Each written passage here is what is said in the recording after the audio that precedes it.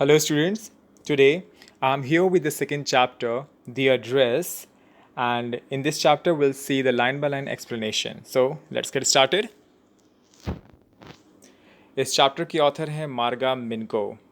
ये स्टोरी एक short story है, एक पॉइंट स्टोरी है, दैट इज़ टचिंग स्टोरी है. और ये उस समय की बात है जब सेकेंड वर्ल्ड वॉर चल रहा होता है, जब अडोल्फ हिटलर यहूदियों को मरवा रहा होता है क्योंकि वो उनसे बहुत नफरत करता था. लाखों लाख यहूदी जो थे वो मारे गए थे इस बीच. और ये हॉलैंड की बात है, मार्गा मिनको जब हॉलैंड में जहाँ रहती थी. तो क्या था, उस बीच उनकी माँ ने, नरेटर की माँ ने अपने सामान को, अपने कीमती सामानों को अपने एक फ्रेंड के यहाँ रखवा दिया था. और जब वॉर ओवर होता है तो नरेटर उस एड्रेस पे पहुंचती हैं और अपने सामान को, अपने उस कीमती सामानों को देखकर बहुत ही वो भावुक होती हैं और उनकी यादें, पुरानी याद वापस आ जाती हैं. फिर भी वो इन सब चीज़ों को पीछे छोड़ते हुए अपनी लाइफ में वो आगे बढ़ती हैं. सो आगे हम देखते हैं कि कैसे वो उस एड्रेस पे पहुंची हैं और एड्रेस पे पहुंचते ही उनके साथ क्या होता है. Let's see.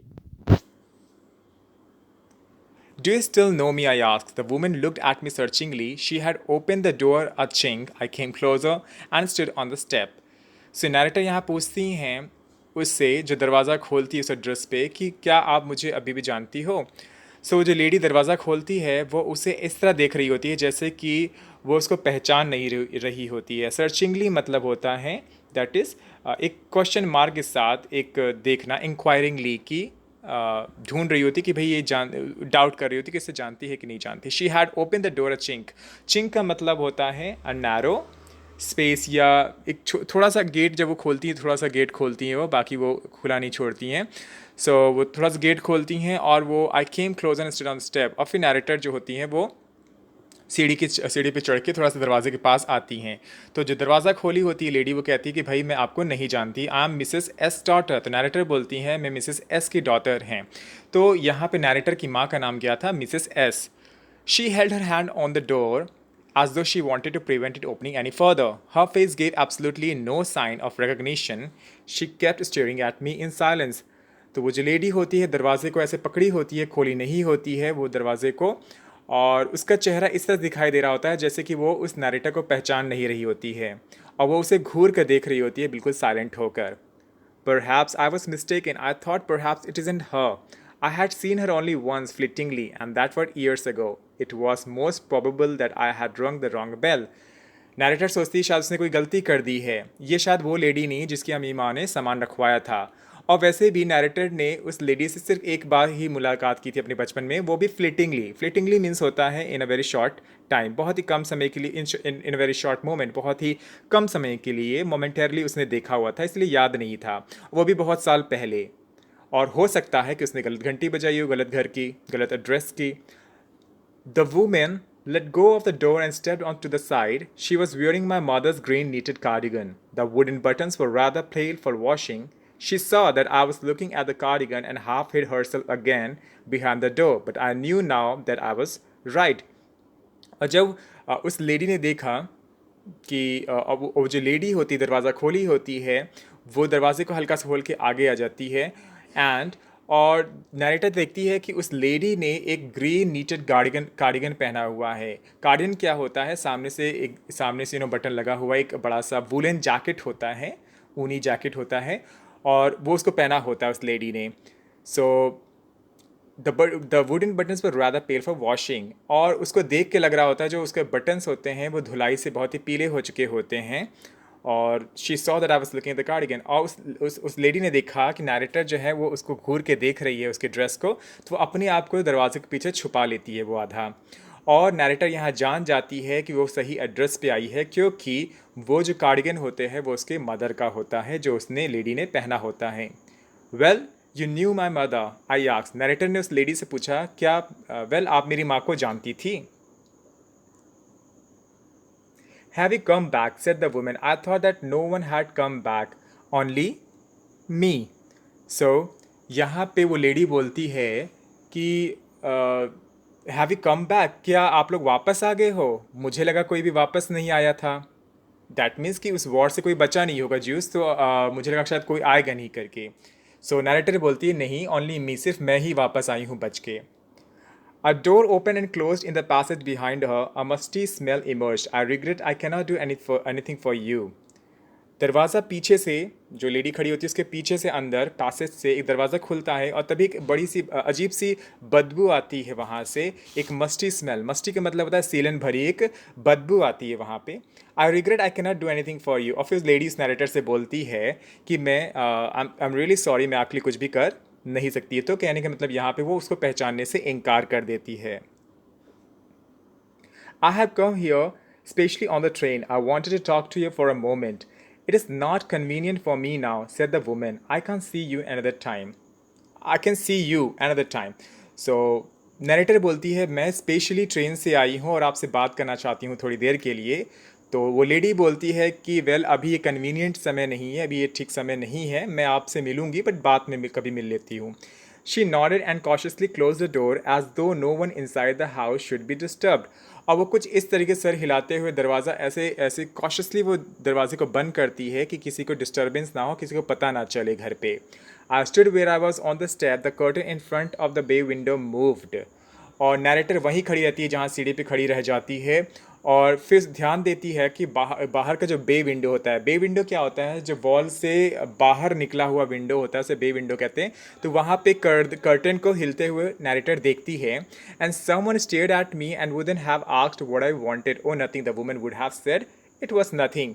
तो उस कर्टन को हिलते हुए देखती है नैरेटर और वो समझ जाती है कोई इसके पीछे है, कोई इसे घूर के देख रहा है और कोई अंदर से पूछ रहा होता है कि वो लेडी क्या चाहती थी. तो अंदर वाले तो लेडी ने बताया होगा कि वही कुछ नहीं चाहती थी. इट वॉज नथिंग, कुछ नहीं. I looked at the nameplate again. Darling, it said in the black letters on the white enamel and on the jam a bit higher, the number 46. 6.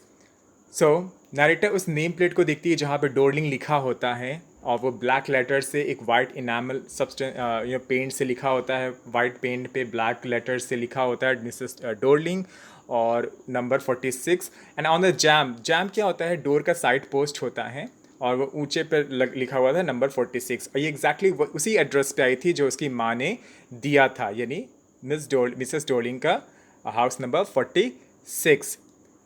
As I walked slowly back to the station, I thought about my mother, who had given me the address years ago. It had been in the first half of the war. जब वो धीरे धीरे वापस station जा रही होती है, अपने घर वापस जा रही होती है, तो उसे याद आता है कि माँ ने उसे काफ़ी साल पहले ये एड्रेस दिया था. यानी अपनी माँ की बात ये अब सोच रही है while on the way to the station. It had be in the first half of the war. और ये समय की बात है जब उसकी माँ ने एड्रेस दिया था, जब वॉर जो है शुरुआत के समय जब वॉर स्टार्ट हुआ था तब उस समय ये एड्रेस दिया गया था. I was home for a few days and struck me immediately that something or other about the rooms had changed. और उस समय ऑथर जो थी मे बी वो यूनिवर्सिटी से आई थी, इस बात का मेंशन यहाँ पे नहीं, मे बी अपनी पढ़ाई करके वो आई थी, कुछ दिन के लिए घर पे आई थी और उसकी माँ ने इस एड्रेस के बारे में उसे बताया था. और जब वो वहाँ से आई थी तो अपने घर में उन्होंने नोटिस किया था कि काफ़ी कुछ बदला सा उनका रूम है, काफ़ी कुछ बदला सा है और बहुत सी चीज़ें उनके घर से गायब हैं. My mother was surprised. I should have noticed so quickly then she told me about Mrs Dorling. और इनकी माँ देखकर बहुत सरप्राइज होती हैं कि उनकी बेटी नरेटर उस समय बहुत जल्दी सब कुछ ऑब्जर्व कर लेती हैं कि बहुत चीज़ें गायब हैं उनके घर में. देन फिर उनकी माँ उन्हें बताती हैं मिसेस डोरलिंग के बारे में, यानी उसी लेडी के बारे में जिनके घर पे नरेटर का सामान रखा हुआ है. I had never heard of her, but apparently she was an old acquaintance of my mother, whom she had not seen for years. She had suddenly turned up and renewed their contact. Since then she had come regularly. और उनकी माँ narrator को बताती है Mrs Darling के बारे में, जो कि एक ऐसी लेडी होती है जो उस नरेटर की माँ की बहुत पुरानी जान पहचान वाली होती हैं, यानी फ्रेंड होती हैं, जो आज कई सालों बाद अचानक से उनके सामने आती हैं. All of sudden she had suddenly turned up. Turned up means होता है कि शी अपीयर्ड, अचानक से वो आती इतने सालों बाद और उस रिलेशनशिप को अपनी माँ के साथ फिर से रिन्यू करती है, रिस्टोर करती हैं. And since then she had come regularly. और उस दिन से तब से वो लगातार माँ से मिलने आती थी.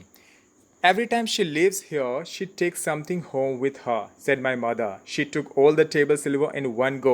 और हर बार जब वो घर आती मिसेस डोरलिंग उनकी माँ के यहाँ, तो कुछ ना कुछ सामान वो अपने साथ ले जाती. उनकी माँ ने नरेटर को बताया. She took all the table silver in one go. और उन्हें जितने भी टेबल सिल्वर थे वो एक ही बार में सारा वो ले गई थी. And then antique plates that hung there, और फिर उसके जितनी भी पुरानी प्लेट्स थी, चाहे वो चांदी या सोने की हो कीमती, वो जो टंगी होती थी दीवार पे, उनको भी ले गई वो. And she had trouble lugging those large vases and I am worried she got a crick in her back from the crockery. उनकी और उन्हें बहुत दिक्कत भी होती थी ले जाते समय. लगिंग मीन्स होता है टू ड्रैग समथिंग, खींचना किसी को, बिकॉज इट्स हैवी, बहुत भारी सामान को खींचना. सो बड़े बड़े वासेस जो गुलदस्ते होते थे उनको ले जाती थी वो करके. और इनकी माँ बहुत चिंतित होती थी क्योंकि उनको एक बार जो उनके बैक पे क्या हुआ था, मिसेस डोलिंग के ऐंठन आ गई थी. क्रिक मतलब होता है ऐंठन. सो वो मसल में ऐंठन आ गई थी क्योंकि वो भारी भारी क्या कर रही थी, वो क्रॉकरी ले जा रही थी. My mother shook her head pityingly. I would never have dared ask her. She suggested it to me herself. और इनकी माँ ने बताया कि वो कभी भी मिसेस डॉर्लिंग से इस बारे में कहने की हिम्मत ना जुटा पाती कि आप मेरे इस कीमती सामानों को अपने घर पे ले जाके रख लो. She suggested it to me herself, बल्कि मिसेस डॉर्लिंग आती हैं अब खुद ही नरेटर की माँ से सजेस्ट करती हैं कि मैं आपके सामान को ले जाऊंगी. शी इवन इंसिस्टेड, बल्कि जोर दिया उन्होंने. She wanted to save all my nice things. Mrs Darling सारे सामान को सुरक्षित रखना चाहती थी अपने घर में. If we have to leave here we shall lose everything, she says. और नरेटर की माँ को बराबर बताती थी मिसेस डॉर्लिंग कि अगर हम यहाँ से जाएंगे तो अपने साथ, अगर आप नरेटर और की माँ अगर निकलते हैं अपने घर से छोड़ के जाती हैं वॉर के समय, तो उनके घर जो हैं वो डिस्ट्रॉय हो जाएंगे, ये या खो जाएंगे, ये सामान बर्बाद हो जाएंगे. वो ऐसा बोलती थी. Have you agreed with her that she could keep everything, I asked. Narrator ने अपनी माँ से पूछा कि भाई आप सहमत हो गई थी कि वो सारा सामान हमारा ले जाएं, and she should keep everything, सारा सामान ले जाके अपने यहाँ रखें. As if that's necessary, my mother cried. It would simply be an insult to talk like that. And think about the risk she's running each time she goes out of a door with a full suitcase. और उन्होंने कहा well ये necessary था क्योंकि और वैसे भी ये एक इंसल्ट होता है, ये एक बेइज्जती होती है अगर मैं उनसे इस तरह की सवाल पूछती कि आप हमारा सामान क्यों ले जाना चाहती हैं करके. और वैसे भी मिसेस डोलिंग जो है वो ख़तरा उठा रही हैं, रिस्क उठा रही, इतने भारी सामान को ले जा रही है अपने घर. उनको दिक्कत भी हो रही है और जितने बार वो जाती हैं एक बड़ा सूटकेस ले जाती है, उन्हें प्रॉब्लम हो रही है. My mother seemed to notice that I was not entirely convinced. She looked at me reprovingly, and after that we spoke no more about it.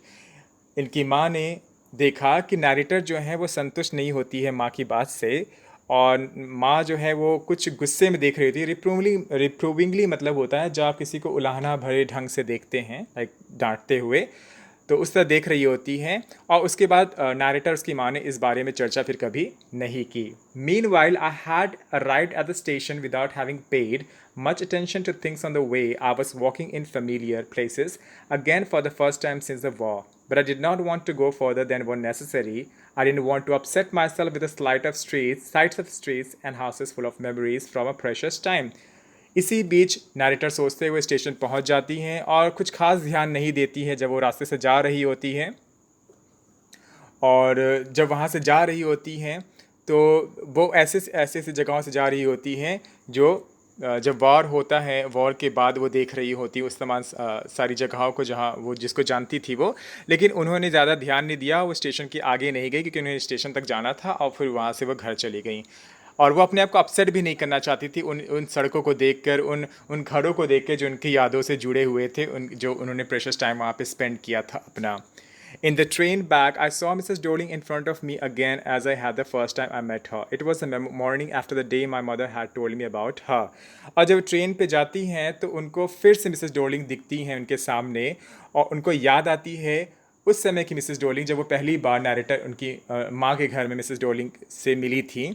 और अब वो अपने फ्लैशबैक में चली गई हैं. नैरेटर बताती हैं कि उस समय सुबह का समय था जब मैं देर से सो के उठी थी. And they mother had told me about her, जब उनकी माँ ने मिसेस डोलिंग के बारे में बताया था.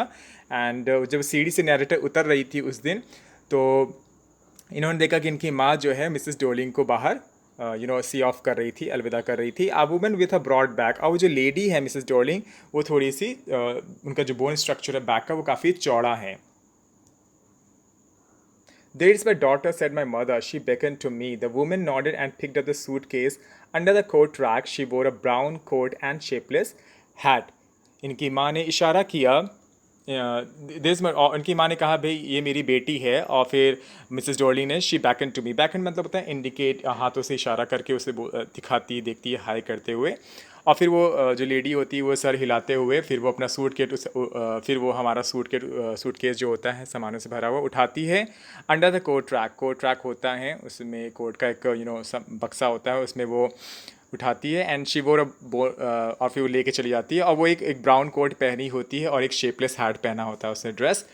Does she live far away, और फिर नैरेटर अपनी माँ से पूछती है, I asked seeing the difficulty she had going out of the house with a heavy case, और फिर अपनी माँ से पूछती है कि भाई मिसेस डॉर्लिंग जो है वो काफ़ी दूर रहती हैं क्या, क्योंकि वो उस मुश्किल को देख रही होती है जिस मुश्किल के साथ वो घर से निकल रही होती है उस हैवी केस के साथ। In Marconi street said my mother number 46, remember that. उस समय उनकी माँ ने उन्हें बताया कि इनका एड्रेस क्या है, मार्कोनी स्ट्रीट नंबर 46। ये मिसेस डॉर्लिंग का एड्रेस है जहाँ पे नरेटर का सामान रखा हुआ था आज। I had remember it but I had waited a long time to go there. Narrator ने इस एड्रेस को याद रखा काफ़ी सालों तक, और काफ़ी साल इंतज़ार किया आज यहाँ पहुँचने में। Initially after the liberation I was absolutely not interested in all that stored stuff and naturally I was also rather afraid of it. जब लिबरेशन हुआ यानी जब वो वर्ल्ड वॉर सेकेंड ख़त्म हुआ तो उस समय ऑथर को नैरेटर को इंटरेस्ट नहीं था, दिलचस्पी नहीं थी अपने सामान में कि वो जाके उसको देखे, और नेचुरली वो डरी भी हुई थी उस समय काफ़ी। afraid of being confronted with the things that had belonged to a connection that no longer existed। वो इस बात से डरी हुई थी कि वो वापस जब उस सामान को देखने जाएगी तो उसके साथ एक कन्फ्रंटेशन होगा। कन्फ्रंट मतलब आमना सामना होगा उसके अपने पुराने सामानों से, जो कि उसकी पुरानी मेमोरीज को इवोक करेगी और जो कि अल्टीमेटली उसको डिस्टर्ब और अपसेट कर देगी। जैसे कि हम पुरानी बातें कभी कभी जो अच्छी नहीं होती हैं सोच के, या उससे कनेक्शन जो भी होता है जब हम उससे मिलते हैं तो हम दुखी हो जाते हैं या अपसेट हो जाते हैं।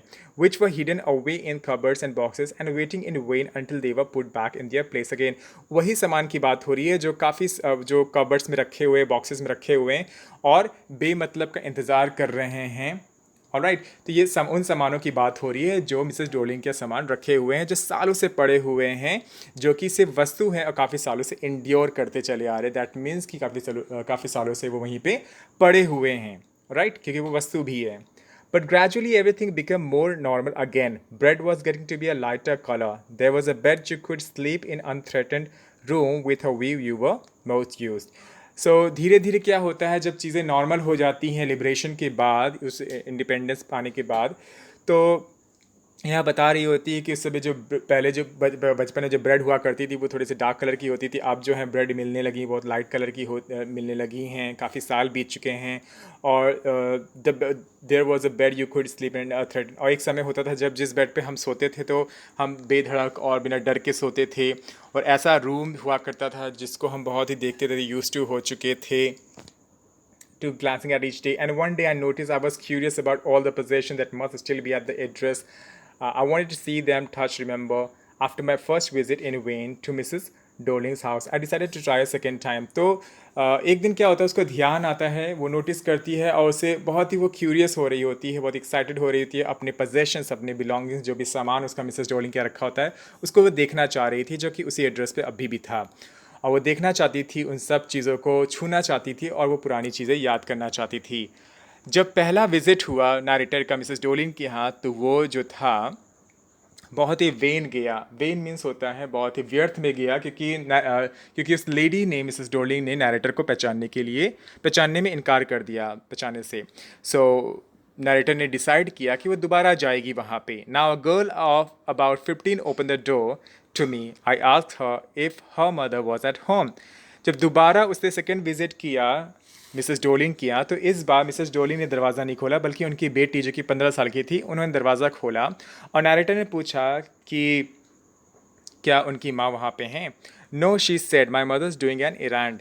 और फिर वो जवाब देती हैं 15 साल की जो बेटी होती है मिसेस डोलिंग की कि नहीं, मेरी माँ नहीं है घर पे, वो जो हैं वो किसी काम से बाहर गई है। What is the meaning of errand? Errand means होता है a short story you just take to get something, like market जाना या सामान खरीदना या कुछ काम करवाना थोड़ा दूर जाके, दैट इज़ कॉल्ड इरांड। और बोलती नहीं, थोड़ा बाहर गई है, मे बी मार्केट के लिए गई हैं। तो कहती कोई बात नहीं, I will wait for her, मैं उनके लिए इंतज़ार कर लूँगी।